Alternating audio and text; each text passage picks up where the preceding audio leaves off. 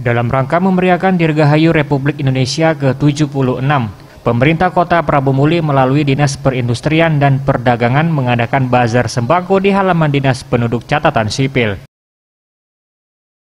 Wakil Wali Kota Prabu Muli, Andrian Syafikri, mengatakan kegiatan tersebut dalam rangka memeriahkan Dirgahayu Republik Indonesia ke-76 dan kegiatan ini untuk berbagi melalui bazar sembako. Ya, berbagi dalam rangka 17 ini kan, ini bukan OPM ya, bukan operasi pasar nih. Ya kayak mungkin ada operasi pasar kayak apa nih kan. Nah, ini dalam rangka 17 lah. Jadi kita berharap jangan kayak masyarakat berharap kayak nunggu di tempat lain. Kalau OPM kan dia kelurahan.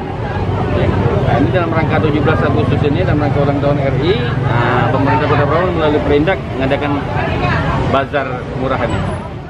Sementara itu, Kepala Dinas Perindustrian dan Perdagangan Kota Prabu Muli, Eviana, mengatakan untuk bazar sembako murah tersebut mengutamakan bagi masyarakat yang tidak mampu dan para lansia.